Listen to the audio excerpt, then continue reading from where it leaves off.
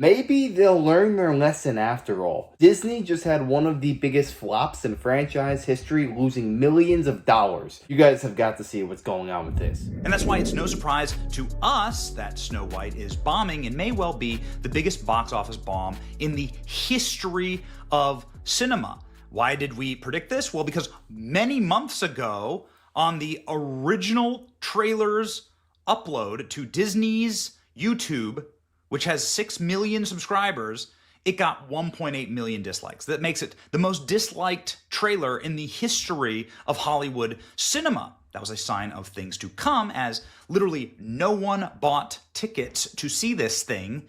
Screenshots flooded my feed, but here's just a good one from opening night. IMAX right down the street from me. 1 ticket sold. One dude sitting there watching. Many theaters just completely empty.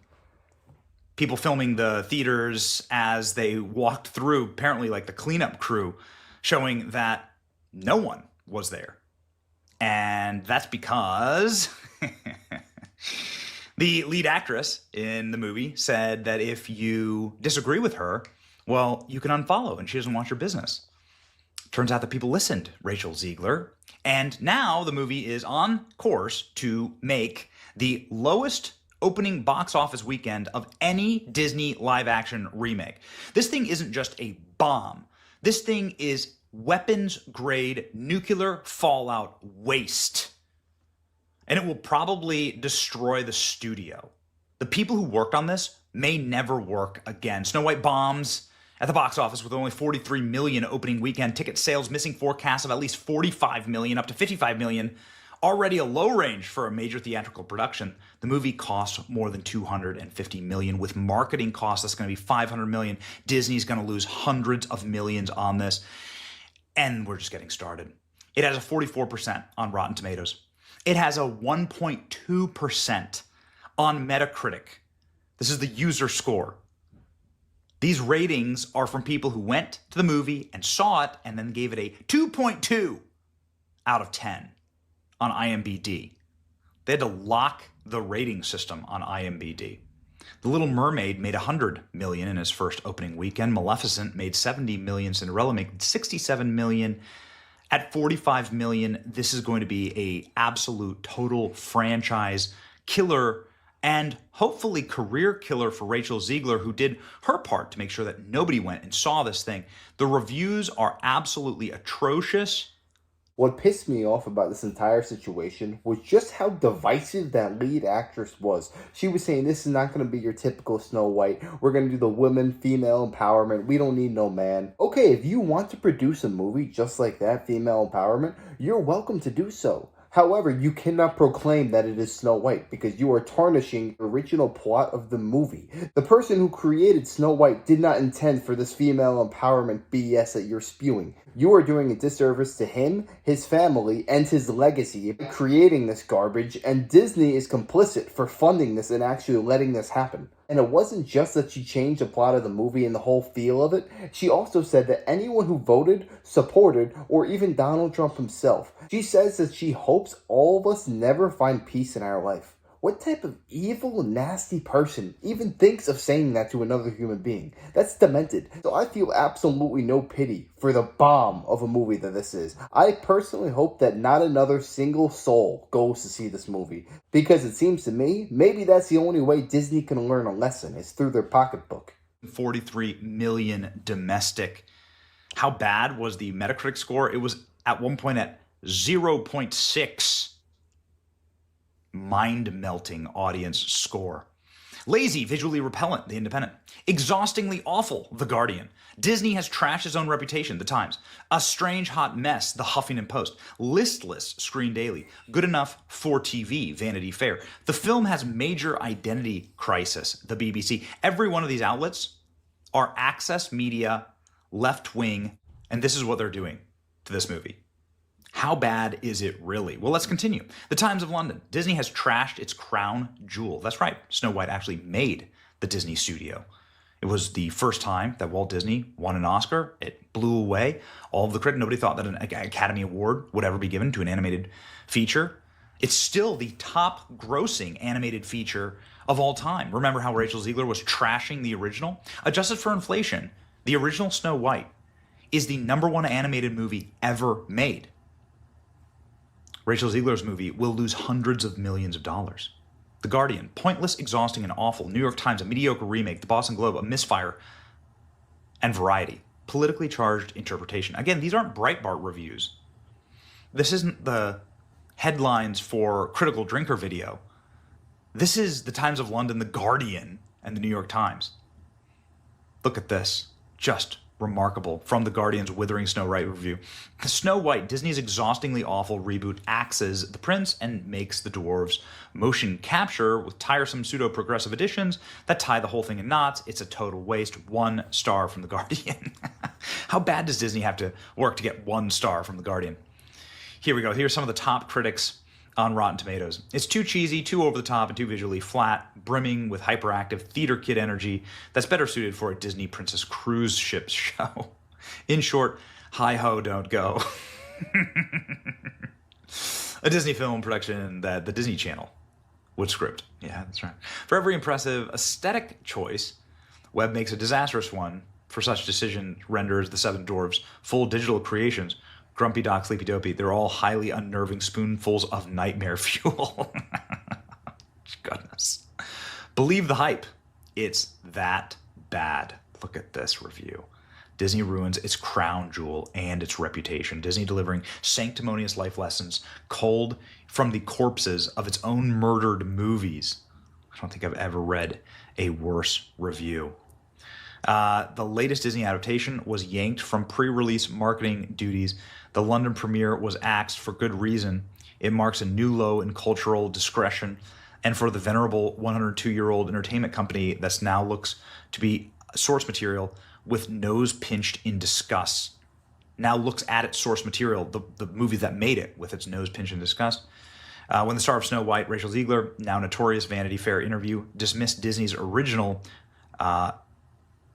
as politically retrograde 85-year-old cartoon. She was merely echoing the same clueless company vandals who had previous reboots made Cruella sloppy, Mulan sexless, and Maleficent misunderstood. And it's not only that it was a bad script, it's that they try and push propaganda at every single point throughout the film. I mean, look at the lead actress. Isn't she supposed to be absolutely stunning, beautiful, and the evil queen is supposed to be nasty and evil looking?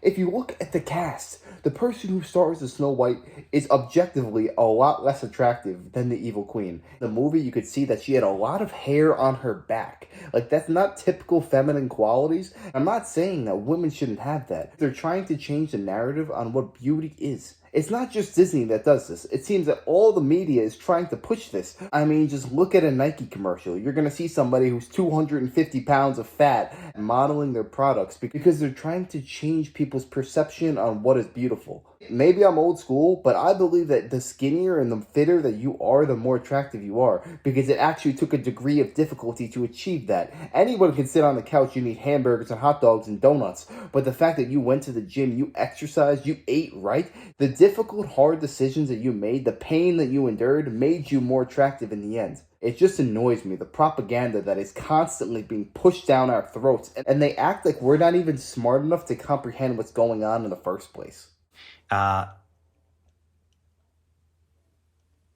Ziegler's acting is watery and ineffectual. It's hard not to see this as anything other than a crisis point for Disney, a studio that went from crafting flawless cinematic stories to infantilizing audiences with sanctimonious life lessons culled from the corpses of its own murdered movies. Oh, man. Oh, jeez. These are what the libs are saying, all right? These aren't what, like, my favorite YouTubers are saying. This is what libs are saying. Here we go. Okay, one more one-star audience review. Why not? I thought this one was really well written. I genuinely didn't think Disney could butcher a classic this badly, but here we are. The new Snow White is an unholy combination of uninspiring writing, baffling creative choices, and complete misunderstanding of what made the original beloved. First off, Snow White herself. Oh, where do I begin? The character is played by Rachel Ziegler is completely unrecognizable. Instead of being kind, optimistic, and endearing, This version of Snow White is cynical, self-righteous, and downright insufferable. The writers tried so hard to make her a modern, empowered woman, they stripped away every ounce of charm and relatability. She doesn't even find love or a happy ending because apparently fairy tales are beneath her now. This isn't Snow White, it's no white, as in no joy, no wonder, no heart. And then there's the glaring issue of the dwarves, or should I say the lack of dwarves. Instead, Disney decided to replace them with random, awkward, diverse, magical companions that feel like they were ripped straight out of a bad Netflix adaptation. These characters have no depth, chemistry, or purpose beyond ticking off a checklist. Add insult to injury, they're not even funny. The evil queen, played by Gal Gadot, is the only randomly tolerable part of the film, but even her performance is weighed down by a script that gives her laughable motivations and dialogue. At one point, she literally says something like, "I want to destroy Snow White because she smiles too much." It's impossible to take her seriously as a villain when her jealousy is written like a middle school diary entry. Man.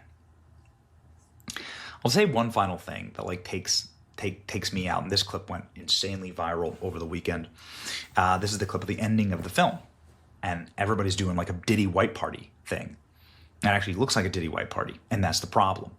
It looks like the casting was straight out of the streets of downtown Los Angeles 2025. Snow White is a European fairy tale, specifically a German fairy tale set in feudal Europe. I've seen this clip. Apparently, at the end of the movie, everyone's dressed up in white and dances in the town square, and everything's so jolly and perfect. But the fact of the matter is, this has to be on purpose. Because P. Diddy, one of the biggest celebrities in the world today in Hollywood, got arrested for some of the most heinous crimes in the world imaginable. And he just so happened to have parties where everyone would dress up in white and then they would engage in these despicable acts. Do you think it's a coincidence that the following year, Disney just so happens to release a party where everyone's dressed up in white and they're dancing around? I happen to think they're connected. Maybe I'm a conspiracy theorist because it's too glaringly obvious. Why wouldn't you change the script? You heard about what P. Diddy did. You were probably there at his parties. You think this is okay? The main problem I had with this whole movie is that they pushed the narrative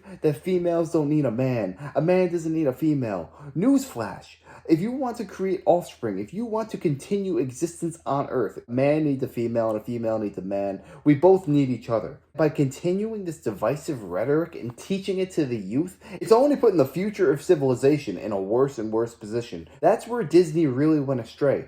Disney back in the day was all about love, having each other's backs. Now it's my way or the highway. If you don't agree with me, that's okay. I'm a woman. I could do whatever the heck I want. What happened to just loving each other and trying to put your best foot forward every single day? Disney has really gone off the mark with this one, and especially the last 10-15 years. I have not seen one movie that they've produced because I just see the propaganda in every single movie. But yeah, let me know your thoughts on this down below. Do you think this is the movie that's going to wake Disney up to the fact maybe we shouldn't get political? Maybe we should just make movies for kids that kids love with a good positive message? And also, what is your favorite Disney movie of all time? I'd love to know that. Let me know in the comments. And if you enjoyed, make sure to smash that like, comment, subscribe, and wish you guys nothing but the best.